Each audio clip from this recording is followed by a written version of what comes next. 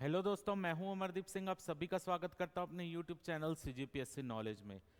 दोस्तों, जो हमारा सीजीपीएससी प्री एग्जाम है जो 11 फरवरी को है, उसका एडमिट कार्ड भी आज जारी हो गया है। उससे रिलेटेड जो हमारी वीडियो सीरीज चल रही थी, मैंने पिछले वीडियो में आपको छत्तीसगढ़ के इतिहास से रिलेटेड जितने भी अभिलेख थे उसको एक जगह करके मैंने बताया था।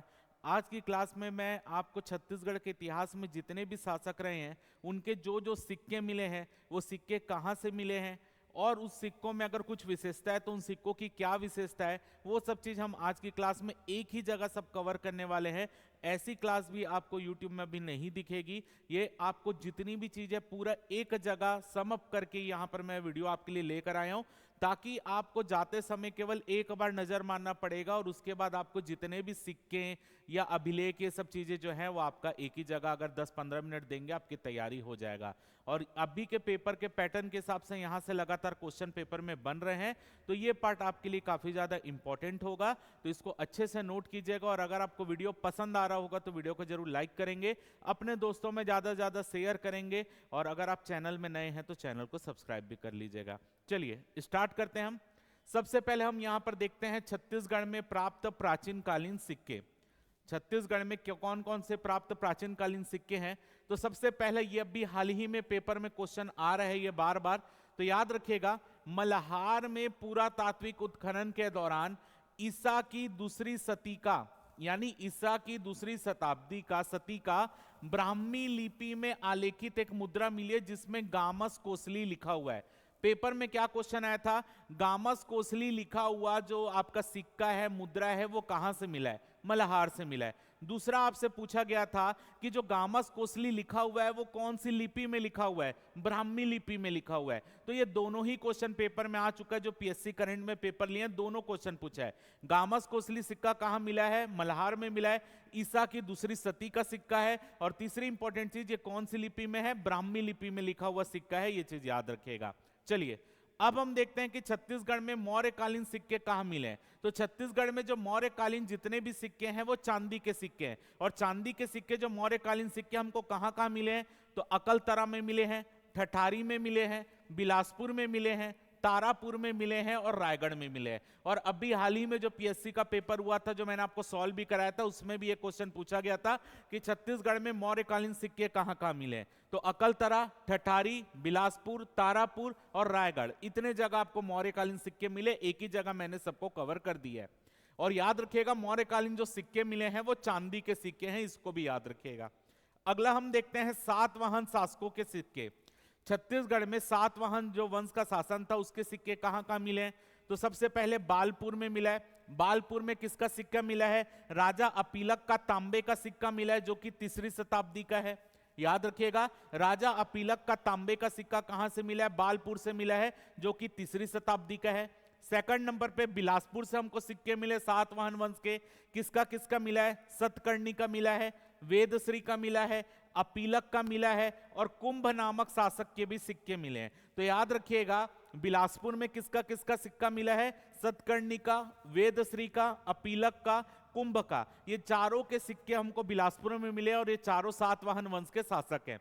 इसके अलावा मल्हार से भी हमको सातवाहन वंश के शासकों के सिक्के मिले हैं। मल्हार में रग्यो मगसीरस, याद रखिएगा, मल्हार में जो सिक्का मिला है उसमें लिखा हुआ है रग्यो मगसीरस। याद रखिएगा, मल्हार से जो सिक्का मिला उसमें लिखा है रग्यो मगसीरस लिखा हुआ है, और जो दो सातवाहन वंश के सिक्के मिले हैं। ठीक है, दो आपके सिक्के मिले हैं जिसमें रग्यो मगसीरस लिखा हुआ है, याद रखिएगा। तो याद रखिएगा, अगर आपसे पेपर में क्या क्या क्वेश्चन पूछ सकता है, सातवाहन वंश के सिक्के कहां कहां से मिले हैं? बालपुर, बिलासपुर और मल्हार से सातवाहन वंश के सिक्के मिले हैं। चलिए आगे देखते हैं हम, रोम के शासकों के यानी हिंद यूनानी शासकों के सिक्के कहां से मिले? रोम के शासक या हिंद यूनानी शासकों के सिक्के हमको कहां से मिले? तो रोम के शासक या हिंद यूनानी जो सिक्के हैं वो हमको चकरबेड़ा से मिले। चकरबेड़ा से कोमोडस और दिवस मार्कस अरेलियस के दो सोने के सिक्के मिले। याद रखिएगा, राजा का नाम क्या है? कोमोडस, और दूसरे राजा का नाम है दिवस मार्कस अरेलियस। ये दो राजा हैं, एक का नाम है कोमोडस और एक का है दिवस मार्कस अरेलियस। ये दोनों के सिक्के हमको चकरबेड़ा में मिले हैं। अगला देखते हैं, बिलासपुर से हमको किसके मिले? रोम के शासक जिनका नाम था सर्वियस, सर्वियस का भी सोने का सिक्का हमको बिलासपुर के क्षेत्र से मिला है। तो रोम के शासकों के सिक्के यानी हिंद यूनानी शासकों के सिक्के दो जगह से मिले हैं, चक्करबेड़ा और बिलासपुर से हमको ये सिक्के मिले हैं। आगे देख लेते हैं हम। आगे है कुषाण शासकों के सिक्के। मैं इतना बोल सकता हूं, अगर आप इतने सिक्के पढ़ के जा रहे हैं तो आपको सिक्कों से रिलेटेड कोई भी क्वेश्चन गलत नहीं होगा, तो ध्यान से पढ़िएगा। कुषाण शासकों के सिक्के कहां से मिले? कुषाण शासकों के सिक्के मिले झाजापुरी से। याद रखिएगा, झाजापुरी का क्षेत्र बिलासपुर के आसपास का क्षेत्र है। झाजापुरी से कुषाण शासक कनिष्क और हुविस्क के तांबे के 15 सिक्के मिले।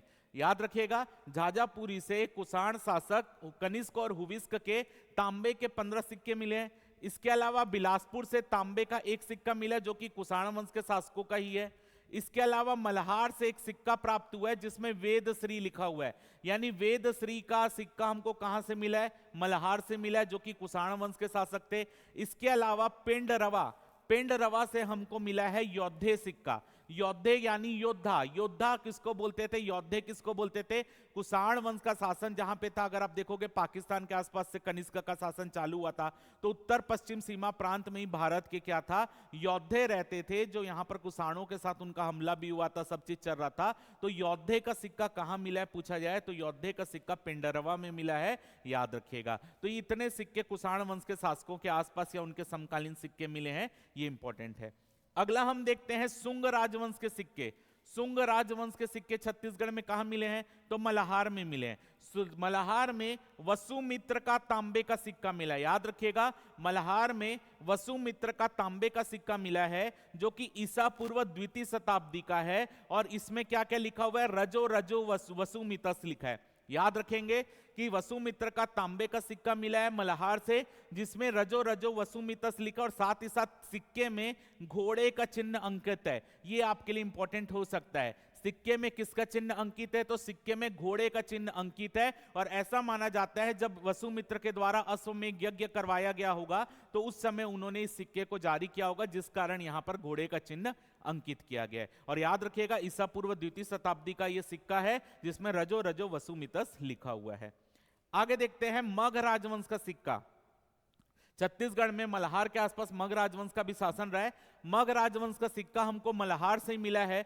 दो सिक्के मिले हैं, जिसमें दो जो है शिव मग का सिक्का है और एक य मग का तांबे का सिक्का है। याद रखिएगा, हमको जो मल्हार से मगध राजवंश का सिक्का मिला है, दो सिक्का मगध वंश के राजा शिव मग का है, जबकि एक सिक्का मगध वंश के राजा य मग का है। और ये तीनों ही सिक्के तांबे के सिक्के। और इंपॉर्टेंट चीज, इन सिक्कों में हाथी का चिन्ह अंकित है। आपके लिए इंपॉर्टेंट है, इन सिक्कों में हाथी का चिन्ह अंकित है। ऐसे क्वेश्चन पेपर में वर्तमान में पूछे जा रहे हैं। आगे देखते हैं गुप्तकालीन सिक्के। छत्तीसगढ़ में गुप्तकालीन सिक्के कहां कहां से मिले हैं? तो छत्तीसगढ़ में जो गुप्तकालीन सिक्के मिले हैं वो आरंग से मिले हैं। आरंग में आपका गुप्तकालीन सिक्का मिला है किसका? कुमार गुप्त प्रथम का एक चांदी का सिक्का। कुमार गुप्त प्रथम का एक चांदी का सिक्का आपको आरंग से मिला है। दूसरा बानबरद से मिला है। बानबरद से जो आपका सिक्का मिला है वो कांच का मिला है। कांच एक राजा का नाम है। कांच का मतलब ये नहीं है कि आपका कांच जो आपका कांच देखते हो जिसमें दर्पण वाला कांच नहीं है। कांच एक राजा का नाम था जिसका नाम था रामगुप्त। रामगुप्त का निक नेम था कांच। तो कांच का एक सिक्का, चंद्रगुप्त द्वितीय का 7 सिक्का और कुमार गुप्त का 1 सोने का सिक्का। तो हमको ये बानबरद से गुप्त वंश के शासकों के अच्छे खासे सिक्के मिले हैं। कांच यानी रामगुप्त का 1 सिक्का, चंद्रगुप्त द्वितीय का 7 सिक्का और कुमार गुप्त का 1 सोने का सिक्का हमको बानबरद से मिला है। तो अगर आपसे पेपर में पूछा जाए गुप्त वंश के शासकों के सिक्के कहां मिले? आरंग और बानबरद में मिले। आपसे पूछा भी गया था कांच का सिक्का कहां मिला है, तो बानबरद में मिला है। आगे देखते हैं सरबपुरी शासकों के सिक्के। सरबपुरी शासकों के सिक्के सबसे पहले देखते हैं ताला से। तो ताला से प्रसन्न मात्र का चांदी का सिक्का मिला है, इंपॉर्टेंट है। ताला से प्रसन्न मात्र का चांदी का सिक्का। बालपुर से प्रसन्न मात्र के 2 चांदी के सिक्के मिले हैं। अधिकतर जो आपको पता ही है कि प्रसन्न मात्र के ही सिक्के ज्यादा मिले हैं। प्रसन्न मात्र का सिक्कों में प्रसन्न मात्र ने अपना नाम भी लिखा था, यह भी आपको पता है। इसके अलावा मल्हार से प्रसन्न मात्र का तांबे का सिक्का मिला है। महासमुंद से प्रसन्न मात्र का सोने का सिक्का मिला है। रियावन यानी रायपुर के आसपास रियावन का क्षेत्र है, वहां से प्रसन्न मात्र का 39 सोने के सिक्के मिले हैं। सलहे पाली से प्रसन्न मात्र का चांदी का सिक्का मिला है। सिरपुर से प्रसन्न मात्र का सोने का सिक्का मिला है। तो कहां से सरबपुरी शासकों के सिक्के मिले हैं? ताला से, बालपुर से, मल्हार से, महासमुंद से, रियावन, सलहे पाली, सिरपुर। भले ही आपको चांदी का मिला, सोने का मिला, तांबे का मिला, आपको यह पढ़ने की भली जरूरत नहीं है, लेकिन स्थान का नाम आपको याद होना बहुत जरूरी है। पेपर में यहां से क्वेश्चन बनता है। अगर मैं इन सिक्कों की विशेषता देखूं तो इन सिक्कों की विशेषता क्या है? सिक्कों की विशेषता प्रश्न मात्र के सिक्कों के ऊपरी भाग में गरुड़ का तथा दोनों किनारों में शंख और चक्र का चिन्ह अंकित है। प्रश्न मात्र के जो भी सिक्के मिले हैं उसके ऊपरी भाग में गरुड़ का चिन्ह तथा दोनों किनारों में शंख और चक्र का चिन्ह अंकित है, और इनकी राज मुद्रा में गजलक्ष्मी का चिन्ह अंकित है। यह वर्तमान में पेपर में क्वेश्चन पूछा गया था कि गजलक्ष्मी का चिन्ह किन कलचुरी से, किन शासकों के सिक्कों में मिला है, तो सरबपुरी वंश के शासकों के सिक्कों में मिले। तो अगर आपको ये सिक्का थोड़ा बहुत अगर नजर आ रहा होगा तो आपको ये दिख रहा होगा, ये लक्ष्मी जी की फोटो है, मतलब लक्ष्मी जी की आकृति बनी हुई है, और ये आप देख रहे होंगे ये हाथी का चिन्ह अंकित है। ये हाथी का चिन्ह अंकित है, हाथी अपनी सूंड उठाया हुआ है और लक्ष्मी जी का अभिषेक कर रहा है। इसी को हम बोलते हैं गजलक्ष्मी या गजाभिषिक्त लक्ष्मी। तो याद रखिएगा, जो गजलक्ष्मी का चिन्ह अंकित है ये सरबपुरी वंश के शासकों के सिक्कों में अंकित है। ये पेपर में आया हुआ क्वेश्चन है। अगला देख लेते हैं हम यहां पर। अगला है नलवंशी शासकों के सिक्के। तो नलवंशी शासकों के सिक्के एडिंगा में मिले हैं। याद रखिएगा, नलवंशी जो शासक है, नलवंशी शासकों के सिक्के एडिंगा में मिले, जो कोंडागांव के क्षेत्र में पड़ता है। एडिंगा में 29 सिक्के वराहराज के मिले हैं, 2 सिक्के अर्थपति के मिले हैं और 1 सिक्का बहुदंत वर्मन का मिला है, और ये तीनों ही सोने के सिक्के हैं। याद रखिएगा, टोटल 32 सिक्के मिले थे, जिसमें 29 वराहराज का है, 2 अर्थपति का और 1 सिक्का बहुदत्त वर्मन का है। याद रखिएगा, प्रसन्न मात्र ने भी अपने सिक्के में अपना नाम लिखवाया था। सेम चीज बहुदत्त वर्मन ने भी अपने सिक्के में अपना नाम लिखाया था। यानी सरबपुरी शासक और नलवंशी शासक दोनों ने अपने सिक्कों में अपना नाम गुदवाया था। ये चीज आपको याद होनी चाहिए। विशेषता क्या है? इन सिक्कों में नंदी और अर्धचंद्र का चिन्ह अंकित है। यानी नलवंशी शासकों के सिक्कों में किसका चिन्ह अंकित होता था पूछा जाए तो नंदी का चिन्ह और अर्धचंद्र जो चिन्ह है वो अंकित होता था। और साथ ही साथ जो है सभी सिक्कों को वर्तमान में नागपुर संग्रहालय में रखा गया है। यानी नलवंशी शासकों के जितने भी सिक्के पाए गए हैं सबको नागपुर संग्रहालय में संरक्षित करके रखा गया है। आगे देखते हैं कलचुरी शासकों के सिक्के। तो कलचुरी शासकों के सिक्के कहां कहां से मिले हैं? तो कलचुरी शासकों के सिक्के मिले हैं कैरा से। कैरा में जाजल्य देव का 1, रत्नदेव द्वितीय का 9 और पृथ्वीदेव द्वितीय के 93 सोने के सिक्के मिले हैं। अब इसमें कितने किसके सिक्के मिले याद करना जरूरी नहीं है कि पृथ्वीदेव के जाजल देव का 1 था, रत्नदेव द्वितीय का 9 था या पृथ्वीदेव द्वितीय का 93 था, ऐसा याद करने की जरूरत नहीं है। बस स्थान याद होना चाहिए। कैरा में जाजल देव, रत्नदेव द्वितीय और पृथ्वीदेव द्वितीय का सिक्का मिला है। खैरागढ़ में मिला है जाजल देव का 11 तांबे का सिक्का, खैरागढ़ से भी मिला है। बालपुर से प्रतापमल का 12 तांबे का सिक्का, प्रतापमल का बालपुर से मिला है। इसके अलावा अगर देखेंगे तो सोनसारी, सोनसारी से कलचुरी राजाओं के 600 सोने के सिक्के मिले हैं। सोनसारी याद रखना, सोन से सोना जोड़ लेना। सोनसारी में कलचुरी राजाओं के 600 सोने के सिक्के मिले हैं। दलदल सिवनी जो रायपुर के आसपास के क्षेत्र में पड़ता है, दलदल सिवनी में 136 सोने के सिक्के मिले हैं। धनपुर में 3900 तांबे के सिक्के मिले हैं। सारंगगढ़ में 46 सोने के सिक्के मिले हैं। तो ये सिक्के कलचुरी शासकों के मिले। तो आपसे ये पूछा जाए अगर कलचुरी शासकों के सिक्के किन किन जगहों से मिले हैं? कैरा, खैरागढ़, बालपुर, सोनसारी, दलदल सिवनी, धनपुर और सारंगगढ़, इन जगहों से कलचुरी शासकों के सिक्के मिले। अगर मैं कलचुरी शासकों के सिक्कों की विशेषता की बात करूं कि कलचुरी शासकों के जो सिक्के मिले हैं उसकी क्या विशेषता है, तो सबसे पहली विशेषता है जाजल देव के सिक्के के अग्रभाग में, यानी जाजल देव का जो भी सिक्का मिला है उसके सामने के भाग में नागरी लिपि में श्री मज्जा जाजल देव लिखा है। ये लिपि का नाम भी याद रखना जरूरी है, पेपर में क्वेश्चन आ रहे हैं। तो याद रखना जाजल देव के सिक्के के सामने भाग में आपका श्री मज्जा जाजल देव नागरी लिपि में लिखा है तथा पृष्ठ भाग में यानी पीछे के भाग में गज शार्दुल का चिन्ह अंकित है। गज शार्दुल का चिन्ह सिक्के के पिछले भाग में, सामने भाग में आपका नागरी लिपि में श्री मज्जा जाजल देव लिखा है। आगे इसके अलावा ये जो आपका श्री मज्जा जाजल देव और गज शार्दुल का चिन्ह ये सोने के सिक्के में अंकित है, जबकि तांबे के सिक्के में हनुमान की आकृति अंकित है। याद रखना, तांबे के सिक्के में हनुमान की आकृति अंकित की है जाजल देव के जितने भी सिक्के मिले हैं। आगे देखते हैं, रत्नदेव द्वितीय के सिक्कों में श्री श्री मद्रदेव तथा पृष्ठभाग में हाथी पर आक्रमण करते सी का चिन्ह अंकित है। रतन देव द्वितीय का जो सोने का सिक्का मिला है, सोने के सिक्कों के सामने भाग में श्री लिखा है, श्री मद्रदेव लिखा है तथा पीछे के भाग में हाथी पर सिंह यानी शेर आक्रमण कर रहा है, वो चिन्ह अंकित है। तथा तांबे के सिक्के के अग्रभाग में नागरी लिपि में श्री मत रत्नदेव लिखा है, यानी उनका नाम लिखा है श्री मत रत्नदेव, और पृष्ठभाग में मयान में रखी हुई तलवार और एक अस्पष्ट मानव आकृति भी अंकित है। यानी यहां पर मयान में रखी हुई तलवार का चिन्ह भी अंकित है रत्नदेव द्वितीय के सिक्कों में, और एक अस्पष्ट मानव आकृति भी अंकित है। आगे देखते हैं पृथ्वीदेव द्वितीय के सिक्के। तो पृथ्वीदेव द्वितीय के सिक्के के अग्रभाग में नागरी लिपि में श्रीमत पृथ्वीदेव तथा पृष्ठभाग में हाथी पर आक्रमण करते सिंह का चिन्ह अंकित है।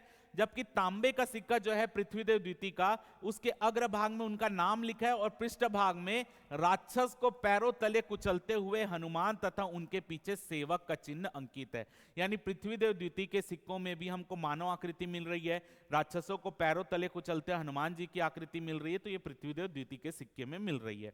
आगे प्रतापमल के सिक्के। प्रतापमल के जो सिक्के मिले हैं वो गोल और षटकोणी है, यानी प्रतापमल का जितने भी सिक्के मिले या तो गोल है या तो 6 कोने वाला सिक्का है।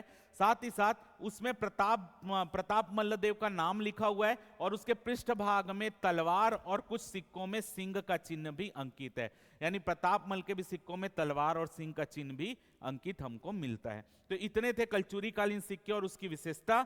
और लास्ट है हमारा छिंदक नागवंशी शासकों के सिक्के। तो छिंदक नागवंशी शासक जो है सोमेश्वर देव, सोमेश्वर देव के सोनसारी से हमको 4 सिक्के मिले हैं, याद रखिएगा। छिंदक नागवंशी शासक सोमेश्वर देव का हमको 4 सिक्का मिला है सोनसारी से। तो इतनी चीजें आपके लिए इंपॉर्टेंट थी और जितने भी आपके सिक्के मिले उसको मैंने एक जगह आपको समअप कर दिया है। अगर कुछ सिक्कों में कुछ विशेषताएं हैं तो उन विशेषताओं को भी यहां पर बता दिया है। इसके अलावा सिक्कों से आपका और कोई क्वेश्चन नहीं बनेगा, जितने सिक्के थे मैंने एक जगह उसको समअप कर दिया है। तो उम्मीद कर रहा हूं कि आपको ये प्रयास मेरा अच्छा लगा होगा। तो अगर आपको ये वीडियो अच्छा लगा होगा तो वीडियो को जरूर लाइक कर दीजिएगा, चैनल को सब्सक्राइब कर दीजिएगा, वीडियो को ज्यादा से ज्यादा शेयर कर दीजिएगा। फिलहाल के इस वीडियो में सिर्फ इतना ही। जय भारत, जय छत्तीसगढ़।